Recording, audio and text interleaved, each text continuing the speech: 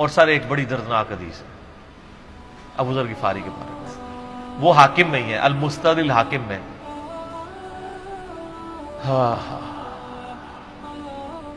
غزوہ تبوک آپ کو پتا ہے ایک ایسا غزوہ تھا جس میں جو شرکت نہیں کرے گا وہ منافق ڈکلیئر ہوگا، قرآن میں فتویٰ آ گیا تھا۔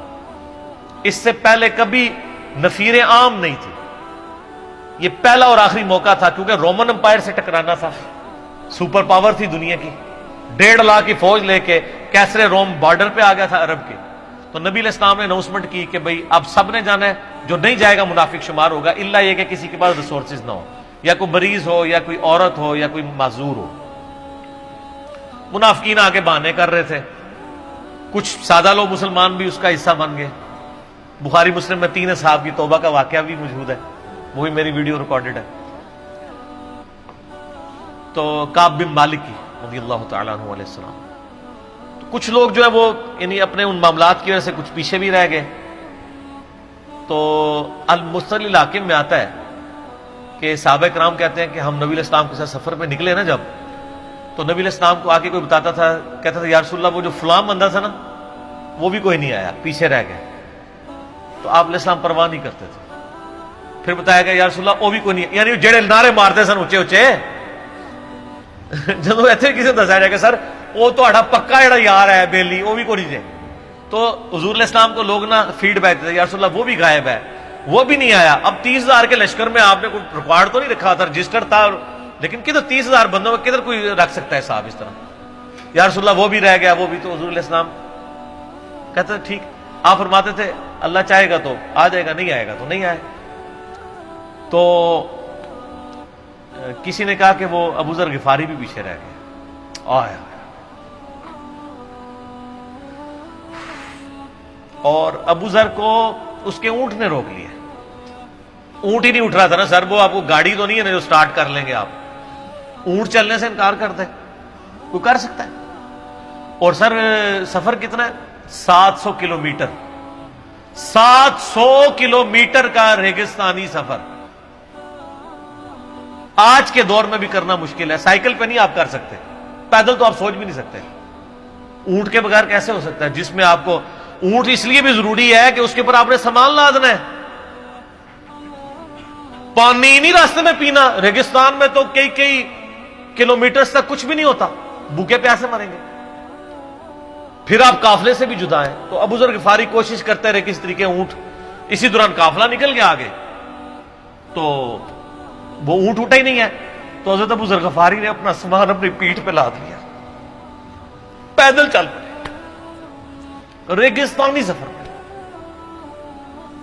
حاکم کی روایت ہے کہ ہم نے دیکھا دور سے ایک اکیلا شخص ہے جس کی پیٹھ کے اوپر بورا لدا ہوا ہے۔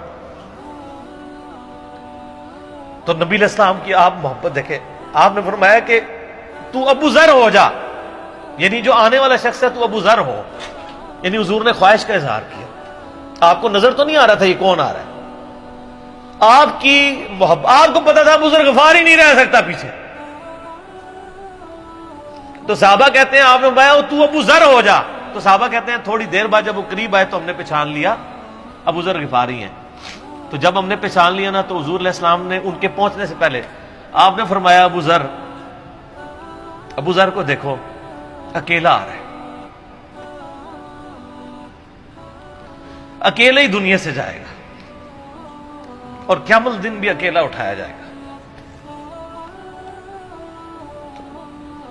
دنیا سے کیا کہہ رہے گے، صحیح بخاری میں آتا ہے کہ حضرت عثمان غنی رضی اللہ عنہ کے دور میں چکے، یہ اس حدیث کا بھی کچھ حصہ باقی ہے، میں بعد میں بیان کروں، پہلے میں اس کو کنکلوڈ کر لوں کہ صحیح بخاری میں آتا ہے کہ حضرت ابو ذر غفاری شام چلے گئے تھے، وہاں پہ چونکہ گورنر تھے حضرت معاویہ رضی اللہ تعالیٰ عنہ، وہ قرآن کی وہ جو سورہ توبہ کی آیات ہے نا کہ جو لوگ سونا اور چاندی جوڑ کے رکھتے ہیں یہ گرم کر کے ان کی پیٹھوں پہ، ان کے ماتھے کے اوپر لگایا جائے گا قیامت والے دن، تو وہ یہ آیت پڑھا کرتے تھے، اور حضرت معاویہ سے ان کا جھگڑا رہتا تھا کہ تم لوگ جو یہ مال جوڑ رہے ہو نا اور یہ اتنے خزانے تم لوگوں نے بنا لیے ہیں، یہ نبی علیہ السلام کی تعلیمات کے خلاف ہے۔ تو حضرت معاویہ کہتے تھے یہ تو اہل کتاب کے بارے میں آیات نازل ہوئی ہیں، تو وہ کہتے تھے نہیں، یہ سب کے بارے میں ہے۔ اب شرعی حکم یہ ہے کہ مال آپ جوڑ سکتے ہیں اگر آپ زکوٰۃ دے رہے ہیں، لیکن یہ پسندیدہ نہیں ہے، طریقہ نبوت یہ نہیں ہے۔ نبی علیہ السلام نہیں جوڑ سکتے تھے، پوری زندگی زکوٰۃ دینے کی نوبت نہیں آئی ہے، حالانکہ خمس ملتا تھا، خیرات کرتا تھا۔ ابو ذر غفاری کا جھگڑا یہ تھا کہ تم تو نبی کے اصحاب ہو، تم لوگوں کو یہ زیب ہی نہیں دیتا کہ تم لوگ اس طرح کے محلات میں رہو اور اس طرح مال جوڑو۔ تو اب چونکہ سینئر صحابی تھے، ان کو ہاتھ ڈالنا بھی آسان نہیں تھا، پھر نبی علیہ السلام نے فرمایا ہو کہ اس سے زیادہ سچا انسان ہی کوئی نہیں، تو حضرت معاویہ نے خط لکھا حضرت عثمان کو کہ جی اس بندے سے میری جان چھڑائے نا، اس کو آپ واپس بلائیں۔ حضرت معاویہ نے جب خط لکھا تو حضرت عثمان نے ان کو کہا تم مدینہ شریف واپس آ جاؤ۔ مدینہ شریف جب یہ واپس آئے تو صحیح بخاری میں آتا ہے کہ لوگوں کا جھمگٹا لگ گیا بزرگ غفاری کے گرد، لوگوں کو پتا تھا کہ تو بڑا یعنی زہد والا بندہ ہے۔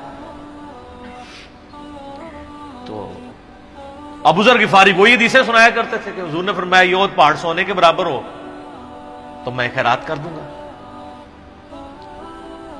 جبکہ باقی صاحب کہتے تھے کہ مال جوڑنا جائز ہے اگر زکوٰۃ کوئی دیتا رہے۔ وہ یہ کہتے تھے کہ یار یہ تم لوگوں کو تو زیب نہیں نہ دیتا، یار تم لوگ تو یہ باتیں نہ کرو، تم لوگ نبی کی صحبت یافتہ ہو، تم لوگوں کو تو زہد ہونی چاہیے تم لوگوں کی زندگی میں۔ اب لوگوں کا ہجوم ان کے گرد لگ گیا، اور پھر حضرت عثمان نے ان کو خلیفہ وقت بلایا اور کہا کہ یار تو خود ہی مدینہ شریف چھوڑ کے یہاں سے چلا جا، تیری وجہ سے فتنہ کھڑا ہوا ہے۔ تو حضرت عثمان نے کہا میں نے تو نبی علیہ السلام سے سنا تھا کہ حکمرانوں کی اطاعت کرنا، صبر کر لینا۔ تو ایک زبدہ نامی کا ایک گاؤں تھا مدینہ شریف کے پاس، شہر سے ہٹ کے، تو وہ پھر وہاں پہ ہجرت کر گئے۔ آپ دیکھیں ریونج کیسا تھا، لوگ کتنے ڈرے ہوئے تھے کہ ابو ذر اپنی بوڑھا شخص 80-90 سال کا بابا اپنی ایک بڑھیا بیوی کو لے کے اس عمر میں شہر بدر ہو رہا ہے اکیلا۔ آج نہیں آپ سوچ سکتے کسی جگہ آپ اکیلے جا کے پڑاؤ کریں، کسی بیابان کے اندر، ریگستان کے اندر۔ اس زمانے میں آپ سوچ رہے، آج کل بھی آپ مدینہ شریف کے گرد چلے جائیں تو آپ آنی ایک رات بھی نہیں گزار سکتے۔ تو کوئی شخص حضرت ابو ذر غفاری کو سی آف کرنے نہیں آئے سوائے حضرت علی کے، اور وہ بھی مدینے کی باؤنڈری تک آئے۔ ان کو پتا تھا ان کے سٹانس کے بارے میں، اور حضرت علی نے ان کو جب سی آف کیا تو کہا کہ میں چونکہ حکمران وقت کی اطاعت کا پابند ہوں، میں مدینے کی باؤنڈری سے باہر نہیں جاؤں گا۔ اگر مجھے کوئی اس طرح کا یعنی حکم کی اجازت مل جاتی تو میں تیرے ساتھ جاتا۔ ایران والوں نے حضرت علی علیہ السلام کے زندگی کے آخری 10 سال کے اوپر ایک فلم بنائی ہے، امام علی علیہ السلام۔ اس میں ابو ذر غفاری کے سارے واقعات انہوں نے فلمائے ہیں سر، دیکھنے والے جب مولا علی چھوڑنے آتے ہیں، پھر جو ان کی ڈیبیٹس ہوتی ہیں مدینہ شریف میں لوگوں کے ساتھ، وہ ساری انہوں نے ویڈیو میں فلما دی۔ پھر یہ چلے گئے وہاں پہ رہنا شروع ہو گئے۔ اب اس حدیث کی طرف واپس آ جائیں جو فرمایا آپ علیہ السلام نے اکیلے ہی مرے گا۔ تو ابو ذر غفاری، اس حاکم کی روایت میں آتا ہے ابو ذر غفاری کی موت کا وقت قریب آ گیا، صرف بیوی ہے پاس۔ بیوی نے رونا شروع کر دیا کہ حضرت آپ فوت ہو گئے، آپ کو کفن کون دے گا، آپ کو غسل کون دے گا، آپ کو دفنائے گا کون، میں عورت ذات کیا کر سکتی ہوں۔ حضرت ابو ذر نے کہا کہ نبی علیہ السلام سے میں نے سنا تھا کہ تو اکیلا مرے گا، پھر مسلمانوں کا ایک قافلہ وہاں سے گزرے گا جو تجھے کفن دے کے دفنائے گا اور جنازہ بھی پڑے گا۔ تو نے فکر نہیں کرنی، جب میں مر جاؤں تو میری لاش کو چوراہے پہ رکھ دینا، گزرگاہ پہ، جو یعنی مدینہ کی طرف راستہ آتا تھا گاؤں ایریا سے گزر کے، اللہ میرا بندوبست کر دے گا۔ وہی ہوا کہ ان کے مرنے کے بعد مسلمانوں کا ایک قافلہ دور سے آ رہا تھا. تو اسی مستدل حاکم کی حدیث میں آتا ہے کہ سر قافلہ بھی سنے پھر کون ہے؟ عبداللہ ابن مسعود. ابو ذر غفاری بھی زہد کے امام، ابن مسعود بھی زہد کے امام، ابو درداء بھی زہد کے امام.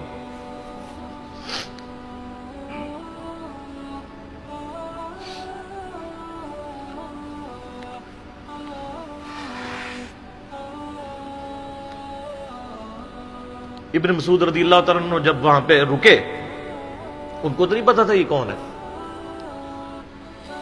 تو انہوں نے کہا بی بی کیا وہ؟ ان کا میرا خامند مر گیا ہے. ان کا یہ کون ہے؟ تو انہوں نے کہا ابو ذر غفاری. عبداللہ ابن مسعود کی چیخ نکل گئی، چیخ ماری انہوں نے. ان کا واہ. اللہ کے نبی نے فرمایا تھا کہ ابو ذر اکیلا آ رہا ہے تبوک کے موقع پہ، دنیا سے بھی اکیلا جائے گا، اور قیامت الدن بھی اکیلا اٹھایا جائے گا. یعنی اب اسی سرزمین سے ہی اس نے اٹھنا ہے نا، ہر بندے نے اپنی قبر سے اٹھنا ہے. یعنی وہ مسلمانوں کے قبرستان میں بھی دفن نہیں. ایک یہ جو مزار کی رٹ لگائے پھرتے ہیں، میں ان سے پوچھتا ہوں تمہارے بابوں کی کیا اوقات ہے؟ ابو ذر غفاری کا مزار دکھاؤ کدھر ہے. جو اس روئے ارض پہ نیلی چھتری کے نیچے سچا ترین انسان جس کو اللہ کے نبی کہہ رہے ہیں، اس کا کوئی مزار نہیں ہے. غریب المتنی میں مرا ہے، اس کی قبر بھی ایسی جگہ ہے جہاں مسلمانوں کے پاس قبریں بھی کوئی نہیں ہے. ایک ریگستان میں اکیلی قبر ہے، اس قبر کا بھی کسی کو نہیں پتا، اس پہ کوئی مزار بھی نہیں ہے، اور قیامت الدن بھی اکیلا اٹھایا جائے گا. یعنی قیامت تک وہاں پہ کوئی قبرستان بھی نہیں بنے گا. ظاہر نبی علیہ السلام کی یہ بھی خبر ہے. تو کیا وہ ناکام ہو گیا اگر مزارات ہی دلیل ہے کامیابی کی؟ تو عبداللہ ابن مسعود رضی اللہ تعالیٰ نے ان کو غسل دیا، کفن دیا اور دفنا دیا.